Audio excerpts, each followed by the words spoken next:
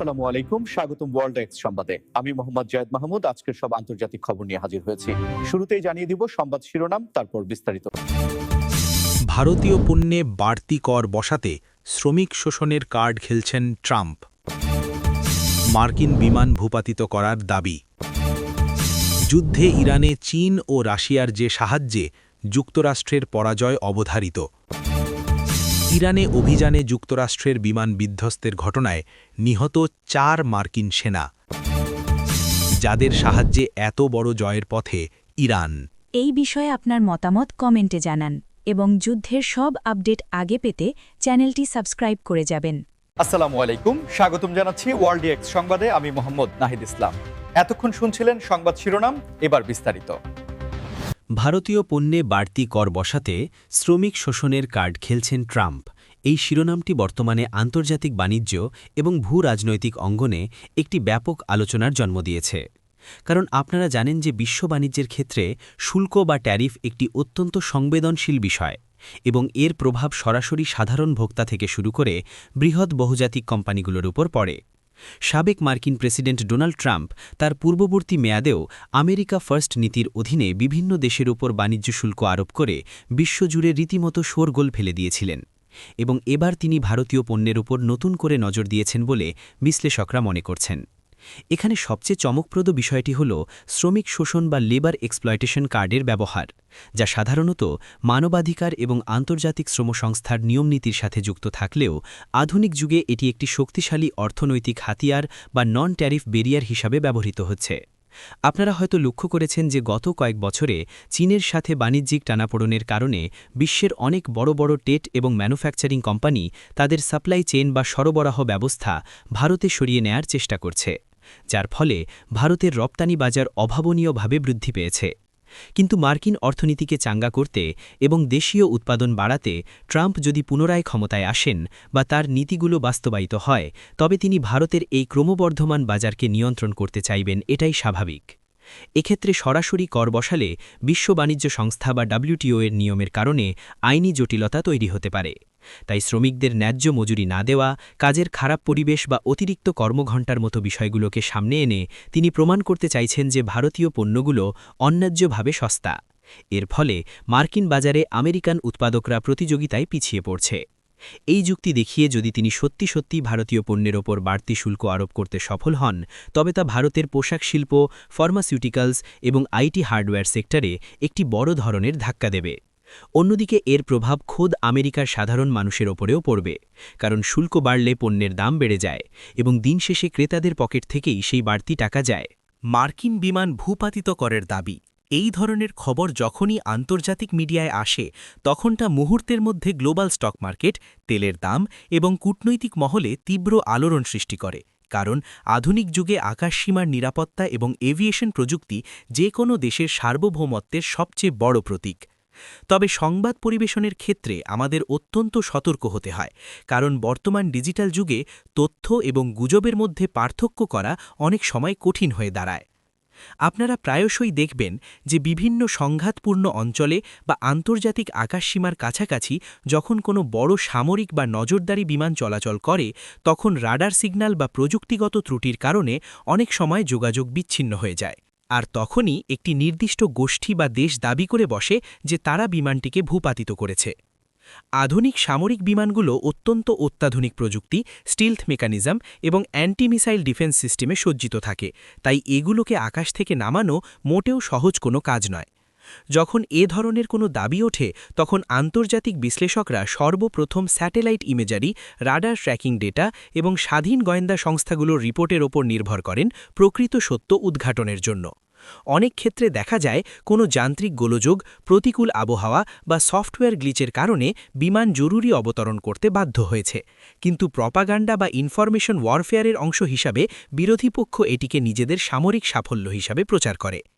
এই বিষয়টিকে আমরা যদি মনস্তাত্ত্বিক দৃষ্টিকোণ থেকে বিশ্লেষণ করি, তবে দেখব যে এ ধরনের দাবিগুলোর মূল উদ্দেশ্য থাকে প্রতিপক্ষের মনে ভয় সৃষ্টি করা এবং আন্তর্জাতিক সম্প্রদায়ের কাছে নিজেদের সামরিক সক্ষমতার একটি অতিরঞ্জিত চিত্র তুলে ধরা।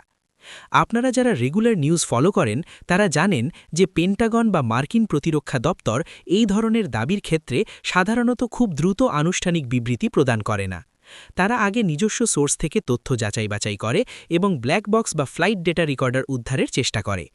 এই ধরনের খবরগুলো আমাদের মনে করিয়ে দেয় যে বর্তমান বিশ্বের ভূরাজনৈতিক পরিস্থিতি কতটা সংবেদনশীল এবং যে কোনো ছোটখাটো ঘটনা বা ভুল বোঝাবুঝি থেকে কত বড় কূটনৈতিক সংকট তৈরি হতে পারে। যুদ্ধে ইরানে চীন ও রাশিয়ার যে সাহায্যে যুক্তরাষ্ট্রের পরাজয় অবধারিত, শিরোনামটি শুনলে মনে হতে পারে এটি কোনো সরাসরি সামরিক সংঘাতের কথা বলছে। কিন্তু আন্তর্জাতিক সম্পর্ক এবং ভূরাজনীতির গভীর বিশ্লেষকরা জানেন যে বর্তমান বিশ্বের যুদ্ধ কেবল আর অস্ত্র বা রণক্ষেত্রে সীমাবদ্ধ নেই, বরং এটি এখন অর্থনীতি, প্রযুক্তি, এনার্জি সাপ্লাই এবং ডিপ্লোম্যাটিক অ্যালায়েন্সের এক বিশাল দাবা খেলায় পরিণত হয়েছে। আপনারা যদি একটু খেয়াল করেন তাহলে দেখবেন যে গত এক দশকে বিশ্ব ব্যবস্থা একটি ইউনিপোলার বা একমেরু বিশ্ব থেকে ধীরে ধীরে মাল্টিপোলার বা বহুমেরু বিশ্বের দিকে এগোচ্ছে, যেখানে মার্কিন যুক্তরাষ্ট্রের একক আধিপত্যকে চ্যালেঞ্জ জানাচ্ছে চীন এবং রাশিয়ার মতো পরাশক্তিগুলো। এই নতুন বিশ্বব্যবস্থায় ইরান একটি অত্যন্ত গুরুত্বপূর্ণ স্ট্র্যাটেজিক প্লেয়ার হিসেবে আবির্ভূত হয়েছে, কারণ মধ্যপ্রাচ্যে তাদের ভৌগোলিক অবস্থান এবং বিপুল জ্বালানি রিজার্ভ গ্লোবাল সাপ্লাই চেনের জন্য অত্যন্ত গুরুত্বপূর্ণ। পশ্চিমা দেশগুলো যখন বছরের পর বছর ধরে ইরানের ওপর কঠোর অর্থনৈতিক স্যাংশন বা অবরোধ দিয়ে তাদের অর্থনীতিকে পঙ্গু করে দেওয়ার চেষ্টা করেছে, ঠিক তখনই ত্রাণকর্তা হিসেবে আবির্ভূত হয়েছে বেইজিং এবং মস্কো। চীন তাদের বেল্ট অ্যান্ড রোড ইনিশিয়েটিভ বা BRI প্রজেক্টের মাধ্যমে ইরানে শত শত বিলিয়ন ডলার বিনিয়োগের চুক্তি করেছে, যার ফলে ইরানের অবকাঠামো, বন্দর এবং প্রযুক্তি খাত এক নতুন জীবন পেয়েছে। অন্যদিকে রাশিয়া ইরানের সাথে সামরিক প্রযুক্তি, সাইবার সিকিউরিটি এবং এনার্জি সেক্টরে এমন গভীর সম্পর্ক তৈরি করেছে যা মার্কিন যুক্তরাষ্ট্রের পররাষ্ট্রনীতির জন্য একটি বড় মাথাব্যথার কারণ হয়ে দাঁড়িয়েছে। সবচেয়ে বড় যে পরিবর্তনটি আমরা দেখতে পাচ্ছি তা হল ডলারাইজেশন বা বৈশ্বিক বাণিজ্যের ডলারের উপর নির্ভরশীলতা কমানোর প্রক্রিয়া। চীন, রাশিয়া এবং ইরান নিজেদের মধ্যে বাণিজ্যের ক্ষেত্রে নিজস্ব মুদ্রা ব্যবহার শুরু করেছে এবং ব্রিক্স বা SCOর মতো আন্তর্জাতিক ফোরামগুলোর মাধ্যমে তারা একটি বিকল্প অর্থনৈতিক ব্যবস্থা দাঁড় করাচ্ছে, যা সুইফট সিস্টেমের বাইরে কাজ করতে পারে। এই স্ট্র্যাটেজিক পার্টনারশিপের কারণেই বিশ্লেষকরা বলছেন যে প্রচলিত অর্থে কোনো সরাসরি লড়াই না হলেও কূটনৈতিক এবং অর্থনৈতিকভাবে মার্কিন যুক্তরাষ্ট্র তার কাঙ্ক্ষিত লক্ষ্য অর্জনে ব্যর্থ হচ্ছে এবং এই পরাশক্তিগুলোর ঐক্যবদ্ধ জোটের সামনে তাদের নীতিগুলো এক প্রকার পরাজয়ের মুখেই পড়ছে।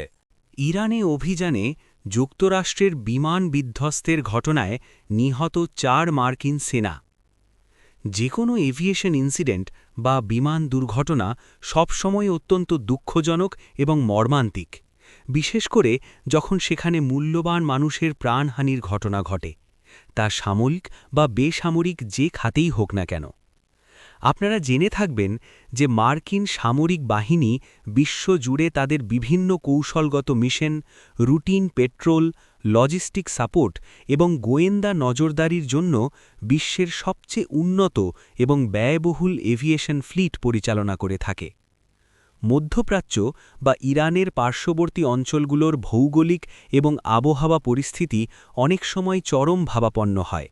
সেখানে হঠাৎ ধূলিঝড়, তীব্র তাপমাত্রা এবং দুর্গম পাহাড়ি এলাকার কারণে এভিয়েশন অপারেশন পরিচালনা করা অত্যন্ত ঝুঁকিপূর্ণ একটি কাজ। প্রাথমিক রিপোর্ট এবং প্রতিরক্ষা বিশেষজ্ঞদের বিশ্লেষণ থেকে অনেক সময় দেখা যায় যে এই ধরনের দুর্ঘটনাগুলো কোনো সরাসরি আক্রমণের কারণে নয়, বরং মেকানিক্যাল ফেলিয়ার, ইঞ্জিন ম্যালফাংশন, প্রতিকূল আবহাওয়া বা ন্যাভিগেশনাল এরারের কারণে ঘটে থাকে। যখন এ ধরনের হাই প্রোফাইল বিমান বিধ্বস্ত হয়, তখন সাথে সাথে একটি দীর্ঘ এবং জটিল ইনভেস্টিগেশন প্রোটোকল শুরু হয়, যেখানে রেস্কিউ টিম অত্যন্ত দ্রুততার সাথে দুর্ঘটনাস্থলে পৌঁছানোর চেষ্টা করে ক্রুদের উদ্ধার করার জন্য এবং ফ্লাইট ডেটা রেকর্ডার বা ব্ল্যাক বক্সটি খুঁজে বের করে দুর্ঘটনার আসল কারণ উদ্ঘাটন করতে। যে 4 জন সামরিক সদস্য তাদের জীবন হারিয়েছেন, তারা প্রত্যেকেই ছিলেন উচ্চ প্রশিক্ষিত পেশাদার এবং তাদের এই অকাল প্রয়াণ তাদের পরিবার, সহকর্মী এবং দেশের জন্য একটি অপূরণীয় ক্ষতি। এই ধরনের ঘটনাগুলো আমাদের চোখে আঙুল দিয়ে দেখিয়ে দেয় যে আধুনিক প্রযুক্তি যত উন্নতই হোক না কেন, প্রকৃতির বিরূপ আচরণ বা সামান্য যান্ত্রিক ত্রুটির সামনে মানুষ এখনও কতটা অসহায়। সামরিক এভিয়েশনে নিরাপত্তার মানদণ্ড অত্যন্ত কঠোর হওয়া সত্ত্বেও কেন বারবার এমন দুর্ঘটনা ঘটছে তা নিয়ে পেন্টাগনের ভেতরে এবং মার্কিন কংগ্রেসেও অনেক সময় তীব্র বিতর্কের সৃষ্টি হয় এবং এভিয়েশন সেফটি প্রোটোকলগুলো নতুন করে রিভিউ করা হয়। যাদের সাহায্যে এত বড় জয়ের পথে ইরান। সংবাদের এই অংশে আমরা আলোচনা করব কিভাবে একটি দেশ দশকের পর দশক ধরে বৈশ্বিক পরাশক্তিগুলোর প্রবল চাপ এবং কঠোর অর্থনৈতিক অবরোধের ভেতরে থেকেও নিজেদের শুধু টিকিয়ে রাখেনি, বরং কূটনৈতিক এবং প্রযুক্তিগতভাবে একটি অভাবনীয় সাফল্যের পথে এগিয়ে যাচ্ছে। এই জয় বলতে এখানে কোনো যুদ্ধক্ষেত্রের জয় বোঝানো হচ্ছে না, বরং এটি হল নিজেদের স্বনির্ভরতা, অর্থনৈতিক টিকে থাকার ক্ষমতা এবং আন্তর্জাতিক পরিমণ্ডলে নিজেদের প্রভাব বিস্তারের এক নীরব জয়। আপনারা যদি মধ্যপ্রাচ্যের জিওপলিটিক্যাল ম্যাপের দিকে তাকান তাহলে দেখবেন ইরান বিগত কয়েক বছরে তাদের পররাষ্ট্রনীতিতে একটি আমূল পরিবর্তন এনেছে। তারা কেবল আর পশ্চিমা দেশগুলোর সাথে নেগোসিয়েশনের আশায় বসে নেই, বরং তারা লুক ইস্ট বা পূর্বমুখী নীতির ওপর জোর দিয়েছে।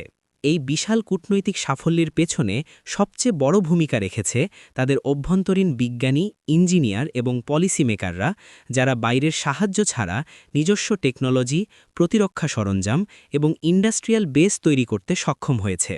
পাশাপাশি প্রতিবেশী রাষ্ট্রগুলোর সাথে, বিশেষ করে সৌদি আরবের সাথে চীনের মধ্যস্থতায় যে ঐতিহাসিক কূটনৈতিক সম্পর্ক পুনঃস্থাপন হয়েছে তা ইরানের জন্য একটি মাস্টার স্ট্রোক ছিল। এর ফলে আঞ্চলিক উত্তেজনা যেমন কমেছে, তেমনি নতুন নতুন বাণিজ্যের দরজাও খুলে গেছে। এছাড়াও গ্লোবাল সাউথ বা উন্নয়নশীল দেশগুলোর সাথে ইরানের ক্রমবর্ধমান সম্পর্ক, ব্রিক্সে তাদের অন্তর্ভুক্তির আমন্ত্রণ এবং সাংহাই কোঅপারেশন অর্গানাইজেশনের পূর্ণ সদস্যপদ লাভ প্রমাণ করে যে তারা আর বিশ্বমঞ্চে একঘরে বা আইসোলেটেড নেই। ইরান বুঝতে পেরেছে যে আজকের বিশ্বে টিকে থাকতে হলে বিকল্প অর্থনৈতিক করিডর তৈরি করতে হবে, আর তাই তারা ভারতের সাথে চাবাহার বন্দর উন্নয়ন এবং রাশিয়ার সাথে international north south transport corridor বা INSTC নিয়ে কাজ করছে, যা সুয়েজ খালের একটি শক্তিশালী বিকল্প হয়ে উঠতে পারে।